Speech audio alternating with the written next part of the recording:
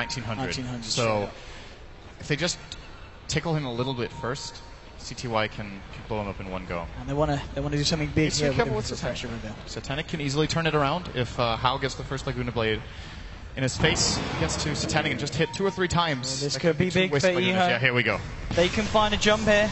They do have the Thunder God's Wrath VG. If they pop it, this would be a great time to do so, but they're not going to go so. And here we go. They're going to pop it now. No, they actually get down the Static Storm here. This might disrupt Eho's fight. But YJ gets on the BKB looking for Hao, trying to chase down Hao. Hao gets kept up. He's going to be okay for the time being. They've already lost the Rubik here on the side of Eho. Now Lanham comes out with the song, trying to set something up. They want to get rid of this Nether Ward. RTK moving him with the punches. YJ's going to help him out as well. They'll get rid of the Nether Ward. The wall's being dropped. But Fenrir now with the Echo Stab onto YJ. And now the refresh from Ice Ice. The second ult comes out. 2 of them dead. Lanham's trying to TP himself out, but he's going to get glimpsed. Hao's moving in onto RTK and find the Darks in. They'll also get the Naga Siren. Triple kill for Ice Ice. That refresher ult setting him up perfectly. And Eho forced back to their base. Very nicely done there by VG. And they'll probably get the Roshan off the back of this as well. I mean, no buybacks available at all on Eho.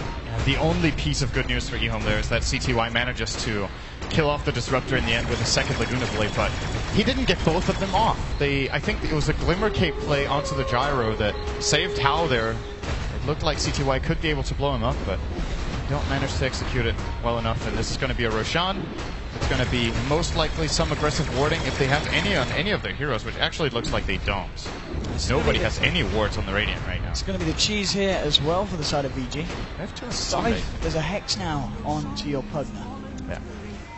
Good item pickup, of course, especially now that BKBs run low on duration. It's a lot easier to get a Hex off that is high impact.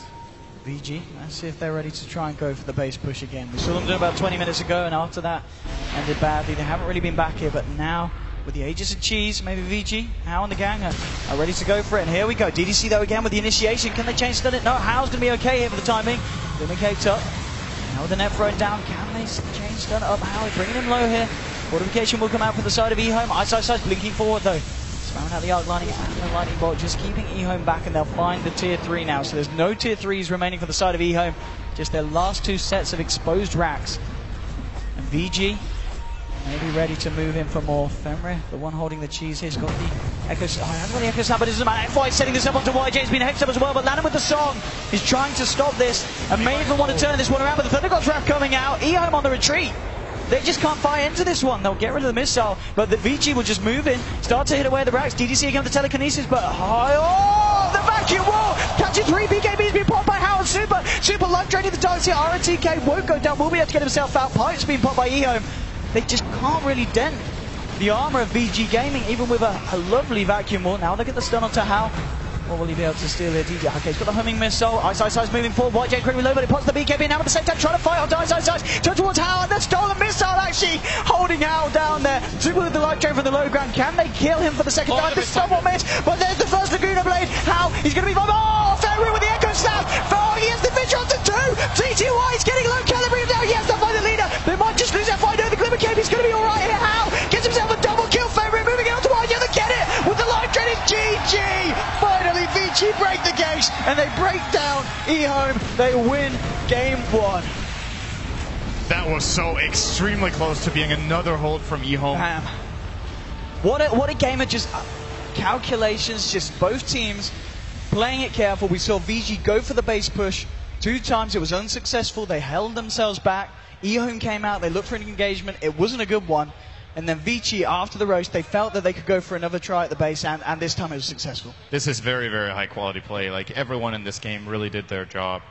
So many, like, very small details that add up during these fights and make a really big difference. I think especially the support play from both teams was absolutely top tier. And VG Gaming, good for them. They got an advantage early, because judging from how close those fights were later on into the game, they might not have been able to do this if they didn't get the early racks, but they do get game 1. Absolutely. And I'm looking forward to see what comes out game 2. I'm sure we'll see some different play styles coming out. But for now, over to the analysts to hear what they've got to say about game 1 between VG and Ehome.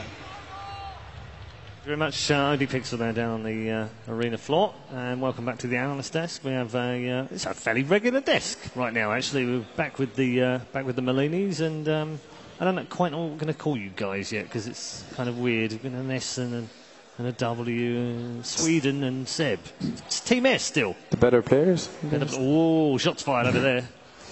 Shots fired over there. What do we make of this? What do we make of this opening game, Melini?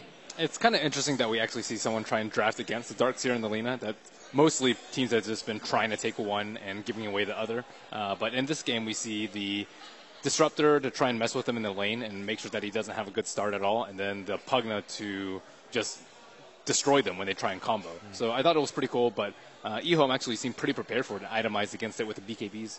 Yeah, Pugna was I think it was the last pick, wasn't it? It was, yeah. It was also working really well for them. It did so much in that game, but another hero that did a lot for them was Ice on the Zeus. He got the first blood, and in general, he was just doing wonders. I talked to Matt, and it was like, how is he so farmed? It's really rare to see someone that fat on Zeus. Yeah, what do you make of it, Winter? I think the story of this game is quite interesting. If you look at both of their lineups during the early phases, I think eHome's lineup is a little weaker during the early phases against what the Radiant have because they have more burst damage, they have more with the Zeus and the Pugna. But there are certain situations that they were forced to take a fight without BKB. They were forcing the fight, so they were losing at the start. And then it came to a midpoint of the game where eHome had their BKBs. So that's the point of when they are stronger. And they started to win back some team fights. They got Roshan. And then it went towards the late game where the window went back towards the spellcasting team because the BKBs are going down to 5 seconds. So it's a very interesting shift in the momentum during the game because of the BKBs. Yeah, I mean, it seemed relatively even up to about 25, 26 minutes, which is about when you said, it started to change for eHome. And then they kind of lost their way a little bit, and VG sort of showed a bit of class, came back into it again. Why do you think it went away from eHome that way from the mid-game? I think it's just like what I mentioned, the power spike of when your BKB goes down to 5 seconds, and you kind of want to get a refresher, but you don't have time for that, and you get forced to defend your base, and you just have to take the fight without having enough items, and you have only 5 second BKB. And you get kited around, and the spell is going to kill you after your BKB runs out. Except they were sort of feeling each other out a lot, even though they know each other well and they've played a lot together and against each other in the past. But they seem to be sort of standoffish a little bit, almost classic old-school Chinese farming and, just waiting for the right moment. I mean, I think we waited something like 20 minutes towards the end before they actually decided they were going to fight. I felt like the fact that ROTK had such a bad game on Darkseer, not like his performance, just the fact that he got a tough laning phase and he was really poor in that game, it was a big problem for eHome. They just couldn't get the fights they wanted to get. Darkseer is the biggest factor. We've been saying eHome, they always have team fight, but they always have Darkseer. It's pretty much down to the Darkseer. And they do have a lot of, like Loda mentioned before when he was here, they do have a lot of spells to follow up with the Darkseer initiation, but it never came because the dagger was so late. It was such a late dagger. Maybe he should have went mech dagger instead of going for the Greaves. I felt like they needed someone to actually go in because you don't fight Zeus, Pugna. You got to open the fight and go on them. If you don't, they're just going to burst you down. They're going to slowly harass you until you actually can't fight them. Yeah, I actually agree with Seb a lot. The Greaves doesn't feel like it was worth it this game because it was mostly spell damage. Okay, moving forward, looking forward to the next game. What do eHome do now? Do we see the Darkseer banned out this time? Is that going to help either team? They should grab it again if they can. I think I don't think it was a problem. Just maybe adjust it a bit more. And when the description of eHome is actually like feast off, offlane, and in that case it really was he got nothing. So maybe they should give him a bit more space, tag for him a bit, or just gank on his lane. Yeah, because that was Darkseer was too poor. He was, and I agree with what you were on to. Maybe a different item build could have worked. He needed a Blink BKB pretty much to go into the fight. That's what they needed in that game. Glimmer Cape also saved so many people. Definitely. Yeah, players are on their way out to the arena to rejoin the pods that they have waiting for them as they come out now. And we will get this game back underway very shortly. ROTK looking pretty cool, pretty relaxed. And that man's always relaxed. Look at him. He leads his team out back towards the pods. VG Gaming will go head-to-head with eHome in Game 2 with a game in hand. Just one game away from reaching the top 4. They've been here before, of course. Plenty of experience in that team. Fun fact about Ice is that he will never play with his socks on because he doesn't feel comfortable or at home. So it makes him more relaxed. Would not like to be in that booth right now. They have air conditioning, Need some air fresheners in there as well. So they'll get themselves settled. We're already settled, which means we can continue to talk about this this matchup and figure out where it might go. Do we feel like Vici got the upper hand in the first game, obviously, and now they've got the mental upper hand as well? Does that not just add sort of, take them 2-0 and clean this one up and say goodbye to eHome, or have they got a little bit more fight in them, do you think? Oh, I think eHome has a lot of fight in them. They did, after all, 2-0 against Secret, which was an impressive performance.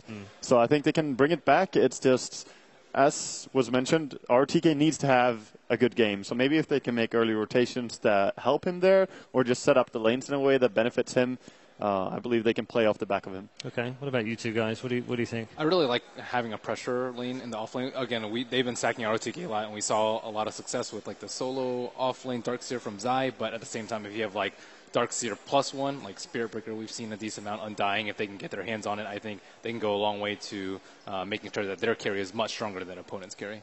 Okay, Winter? I think eHome, this game has to expect that Vici are going to draft more towards a mix of spell damage and physical damage, which was what happened the last game. So it's going to be a problem where if you're fighting a lot and your BKBs go down, you have to have another answer to that.